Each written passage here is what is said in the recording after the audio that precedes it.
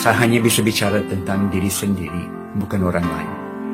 Banyak tahu kami 45 tahun di Papua, dan tahun 77 waktu kami datang, saya dan istri baru nikah dan kami punya panggilan dalam hidup ini. Kami mau buat pelayanan yang orang lain tidak bisa buat atau tidak mau buat. Kalau orang lain bisa, silakan. Kami mau cari pelayanan yang orang lain tidak mau. Itu yang bawa kami ke Papua, Irian Jaya, dan ke suku yang paling terisolir, paling terkebelakang. Di daerah selatan, Merauke, tapi di tengah hutan, bukan dekat kota Merauke. Dan kami masuk dengan pesawat air, turun di sungai, dan mulai menyatu dengan satu masyarakat yang belum pernah ketemu orang dari luar. Kami yang pertama. Dan sesudah 1 bulan di sana, saya dapat hadiah di Papua. Namanya malaria. Setelah saudara datang ke Papua, pasti ada hadiah, pemberian malaria. Dan malaria di Papua bukan malaria ringan. Ini malaria paling ganas di dunia. Angkatan Laut dari Amerika sudah buat penelitian di seluruh dunia dan mereka menemukan di Papua adalah malaria yang tidak selalu bisa diobatin dengan obat yang ada. Selalu mutasi baru. Dan saya dapat malaria, panas tinggi, menggigil, muntah, dievakuasi dengan pesawat air keluar kembali. 2 minggu lagi, malaria lagi. Dievakuasi keluar, sembuh kembali, malaria lagi. Setiap bulan malaria, 1 tahun, 2 tahun, 3 tahun, malaria terus. Saya tanya Tuhan, kenapa saya dapat malaria? Apakah saya punya panggilan untuk sakit? Karena saudara, saya tidak punya teologi penderitaan. Saya punya teologi kemakmuran yang Amerika sudah bawa ke Indonesia, maaf. Tapi teologi penderitaan saya tidak punya. Saya harus belajar itu di Indonesia. Di mana saya percaya Tuhan adalah Jehovah Rafa yang mau menyembuhkan. Tapi kadang-kadang dalam hikmat dan pengetahuan dia sendiri, dia delay, dia tunda kesembuhan untuk maksud yang lebih mulia, di mana kita bisa mencerminkan Yesus kepada dunia di dalam penderitaan kita. Dan saya dapat malaria terus sampai tahun ketiga ada terobosan dan banyak orang bertobat di suku kami, sampai menjadi kegerakan 80% suku ini percaya Yesus. Beberapa tahun kemudian saya di satu rumah tradisional, kami duduk keliling api, bakar sagu, omong-omong, dan ada satu bapak tanya saya, Jim, masih ingat tahun-tahun pertama waktu selalu sakit? Oh ya, saya ingat, tidak bisa lupa. Kami lihat Jim jatuh sakit, dibawa keluar, kami pikir dia tidak akan kembali. Tapi kembali lagi. Jatuh sakit lagi, dibawa keluar, kami pikir dia tidak akan kembali. Tapi kembali lagi. Ini mulai bicara kepada hati kami bahwa Jim bawa berita yang begitu penting, kami harus dengar ini. Apakah saudara bisa tangkap ini?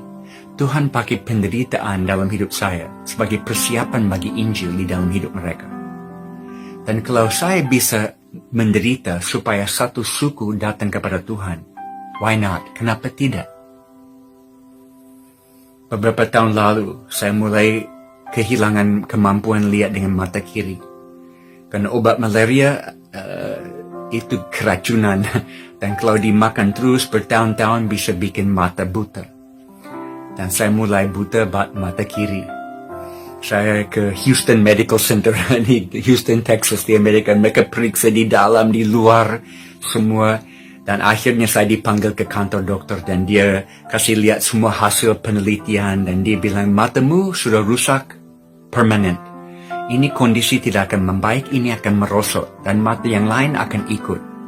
Saya duduk santai. Oke dokter, terima kasih. Dia tegas, apakah saudara mengerti ini tidak akan membaik? Ini akan memburuk. Oke, terima kasih. Saya bangkit berdiri, mau menuju ke pintu, mau keluar. Dia stop saya, dia cegah saya di pintu. Dan dia dengan suara keras paling terakhir. Dan saya tidak bisa jamin kalau saudara kembali ke Papua dan dapat malaria 1 kali lagi, bisa buta total. Terima kasih dokter. Saya tahu dari dunia medis tidak ada penjelasan kenapa saya bisa melihat. Tapi Tuhan beri kasih karunia cukup 1 hari demi 1 hari bagi saya. Itu cukup. Dan kalau saya bisa kehilangan mata karena satu suku datang kepada Tuhan, why not? Kenapa tidak?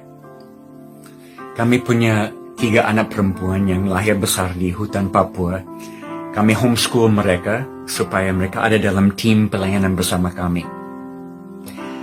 Dan mereka dapat malaria ratusan kali, ulang-ulang. Dan 2, anak pertama, anak kedua hampir meninggal dalam koma 1 minggu, tidak sadar. Dan obat tidak menolong dan tidak ada pesawat untuk evakuasi. Kami hanya basuh mereka dengan air dan doakan, dan akhirnya sesudah 1 minggu Tuhan kembalikan mereka kepada kami. Tapi susah, tidak gampang sebagai ayah yang bertanggung jawab. Ada rekan-rekan misi yang lain yang tegur saya. Mereka bilang, Jim tidak bertanggung jawab. Ini terlalu bahaya, harus pulang ke Amerika, tidak bisa tetap di tengah hutan. Saya bergumul dan 1 hari saya berdoa, Tuhan, saya percaya panggilan-Mu masih ada di atas hidup kami. Dan saya buat semua yang ada dalam kemampuan saya untuk menjaga keluarga saya. Saya harus percaya Engkau akan mencukupi kekurangan saya. Dan hari itu saya dapat damai sejahtera dalam hati saya. Saya tahu Tuhan akan selalu mencukupi kekurangan saya. Dan kalau saudara ketemu anak-anak saya, mereka sangat senang. Mereka besar di hutan Papua. Mereka tidak rasa kekurangan sedikit pun. Mereka rasa mereka anak-anak yang paling kaya di dunia. Dan mereka semua keluar kuliah dan masuk profesi bidang masing-masing. Dan mereka teruskan misi Tuhan dalam hidup mereka lewat bidang yang mereka pilih. Seperti Amy, anak pertama. Yang waktu di hutan, dia bantu mama di klinik. Dia umur 12 tahun, dia bisa bantu ibu-ibu melahirkan. Umur 12 tahun, dia bisa jahit kulit yang terbelah dari perang suku. Umur 12 tahun, dia bisa pasang tulang yang patah. Akhirnya dia ikut kuliah medis di Amerika supaya dia bisa dapat teori yang sesuai dengan praktik yang dia sudah tahu. Dan dia kembali, dan sekarang di kota di mana kami tinggal di Sentani, dia buka klinik kesehatan. Di mana banyak orang datang dan tubuh dijamah Tuhan dan rohnya dijamah Tuhan. Dan dalam COVID ini, klinik kami sekarang setiap hari melayani 600 pasien.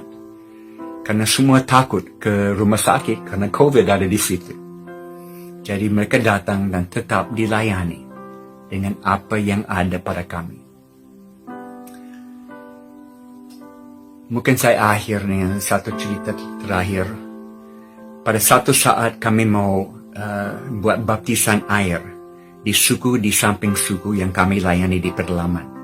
Karena waktu kami lihat kegerakan di suku kami ajar mereka langsung. Injil dibawa kepadamu supaya bisa kamu bawa ke suku yang lain. Jadi mereka jadi missionaries langsung jadi. Dan mereka bawa ke suku-suku yang dulu adalah musuh mereka. Yang membunuh dan memakan orang tua mereka. Semua orang seumur dengan saya dan lebih tua tahu rasa daging manusia. Mereka kanibal pada waktu itu. Jadi musuh di sebelah timur dari suku kami adalah suku yang kanibal, membunuh dan makan orang tua mereka. Tapi mereka balas dengan kasih Tuhan. Luar biasa. Dan kami masuk satu kali untuk baptisan air pertama di tengah-tengah suku itu. Dengan pesawat air kami take off dari di sungai kami, di kampung kami. Dan saya satu penetua jemaat dan pilot, 3 orang. Karena di mana kami mau turun itu sungai sempit, kecil dan tidak bisa terlalu berat, harus ringan. Karena pesawat hanya bisa landing dan take off di sungai yang tanjung cukup memungkinkan. Jadi kami turun dari pesawat dan pilot bawa pesawat ke tempat lain, layani missionaries yang lain, nanti sore akan datang jemput. Hari itu kami buat baptisan air, banyak orang dibaptis, ada banyak makan, dan kami nikmati hari itu. Sore pesawat mau datang jemput, dan kami lihat awan-awan hitam yang berkumpul di bagian timur dan sebentar akan ada hujan. Oke, kami harus naik pesawat cepat. Pesawat turun, kami siap-siap naik. Tapi karena hujan mau turun, pilot tidak punya waktu untuk cek float-float, pelampung-pelampung yang ada retak-retak dan air bisa masuk ke dalam bikin berat pesawat. Dia selalu pompa air keluar dari float-float itu. Tapi dia tidak punya waktu karena hujan mau datang. Dia putar pesawat ke ujung tanjung, dia mau mulai take off. Dan waktu dia mulai dapat kecepatan cukup, dia tidak bisa naik. Karena angin yang tiup dari bagian timur tiba-tiba berubah 180 derajat dan datang dari bagian barat. Tidak ada kaus angin, tidak bisa tahu. Tapi waktu dia coba naik, angin dari belakang menahan pesawat di bawah. Sampai kami mendekat ujung tanjungnya, di mana semua belok ke kiri tidak kelihatan lagi. Dia full gas dan pesawat naik sedikit di atas air dan mulai keluar di atas tanah.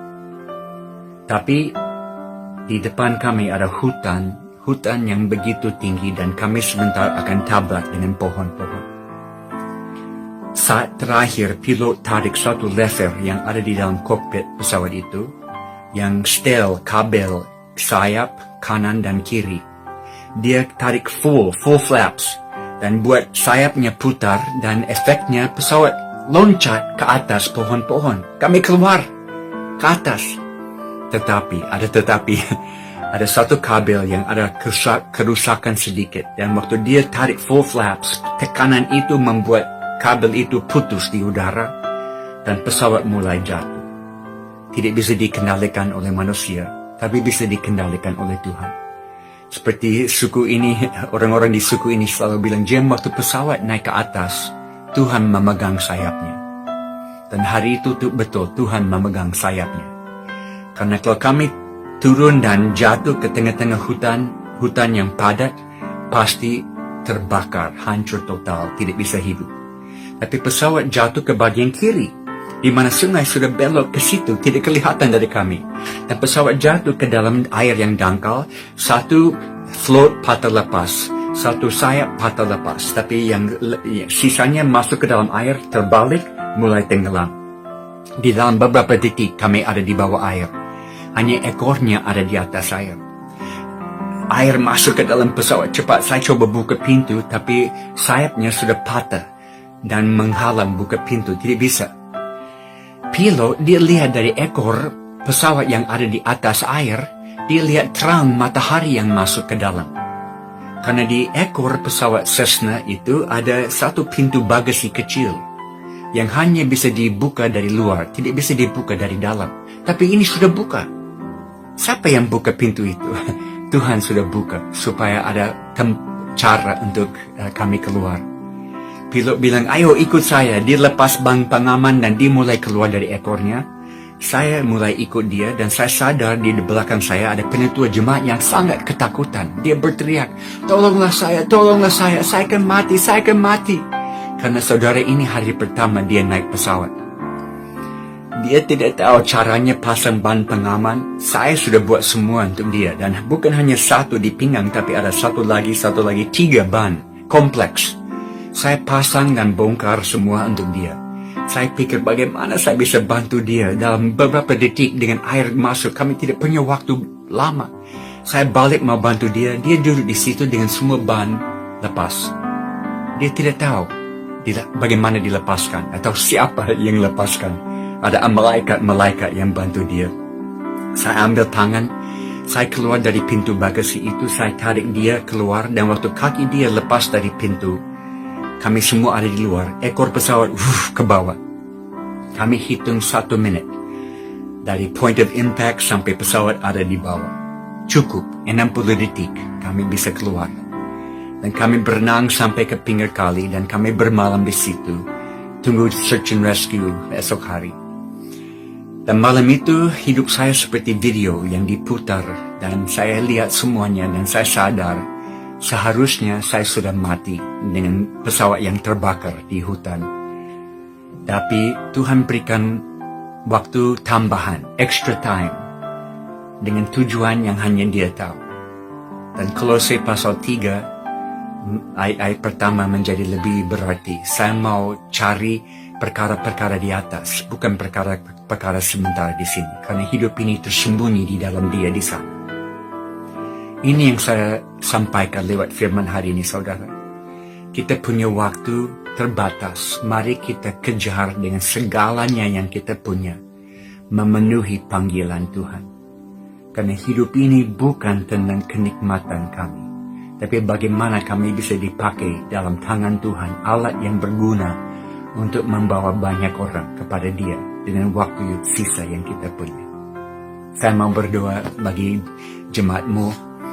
Tuhan, terima kasih karena semua yang Kau sudah lahirkan di Jakarta lewat Jakarta City Plus. Dan saya minta supaya Engkau buat mereka tidak puas, harus ada lagi. Lewat COVID ini pintu-pintu baru dibuka, biar mata mereka melihat dengan matamu, kaki mereka lari dengan kakimu, tangan mereka diulurkan dan menjamah dengan tanganmu, biar mereka ada dengan mengikuti pekerjaan Bapa yang menonjol di bumi ini sekarang.